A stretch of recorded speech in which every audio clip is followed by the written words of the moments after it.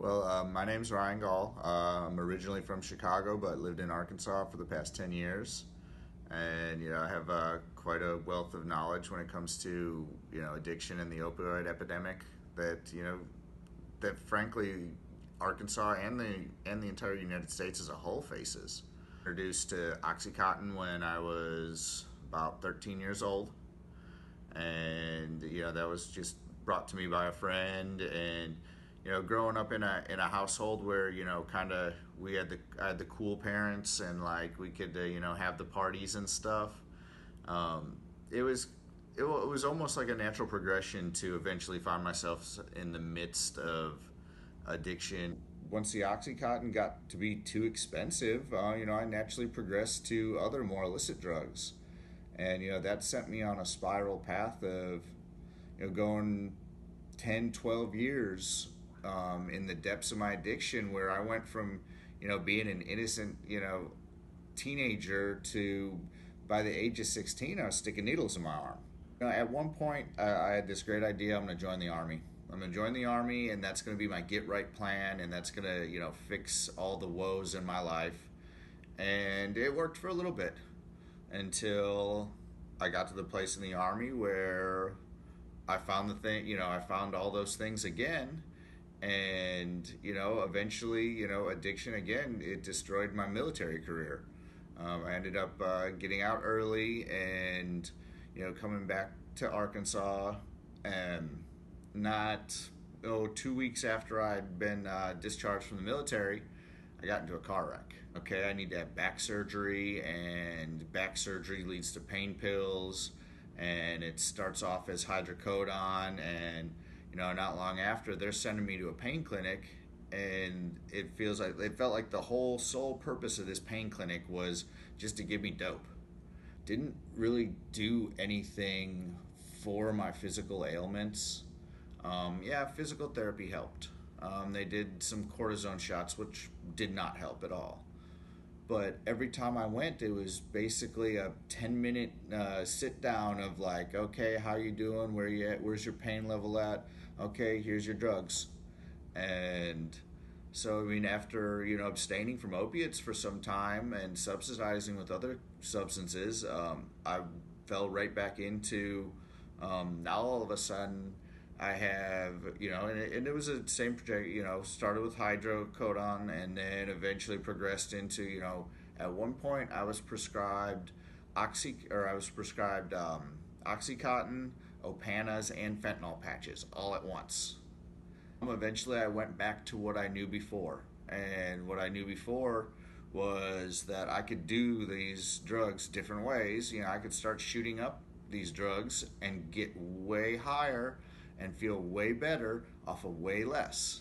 And, that was the ultimate, demise of me again, falling into that cycle of, um, you know, repeated addiction and destroying the things around me. I mean that cost me my second marriage and my child. Like I lost my daughter for 4 years, where I had zero contact with her, was not allowed to speak or see to her, was not on speaking terms with her mother, um, didn't have my little girl in my life. And for the longest time, I just kept doing, I legitimized it by saying that, oh, it's prescribed.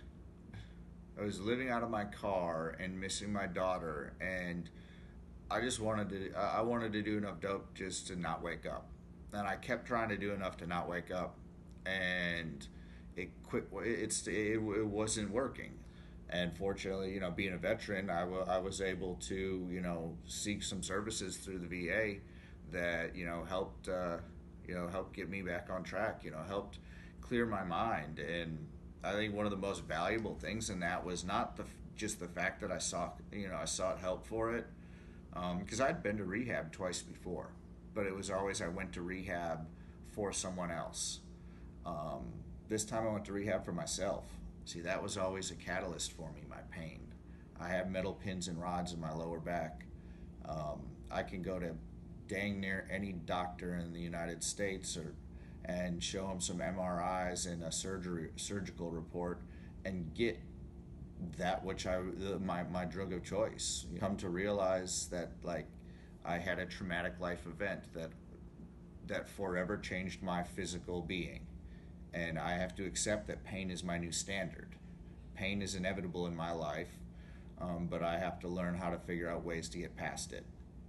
And through like actually doing some work on my inner self and being able to learn how to accept the fact that I'm going to be in pain on a day-to-day basis.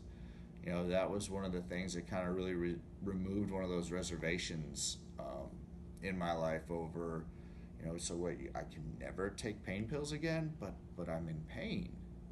And there's alternatives that I never thought were possible. There's things that I can do, between stretches and, physical therapy and just taking plain old over the counter medication.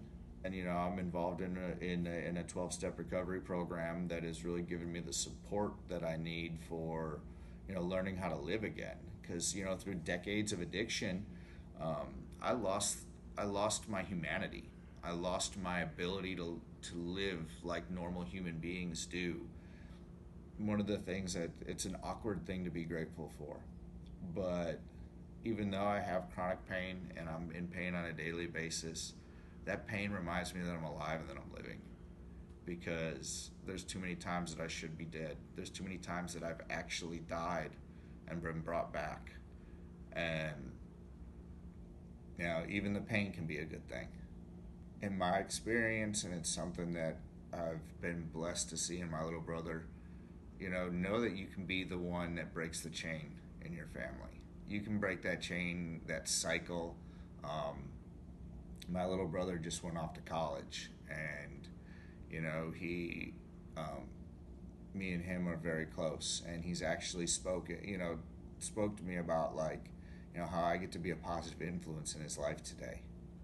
So the old adage of once an addict always an addict is not true.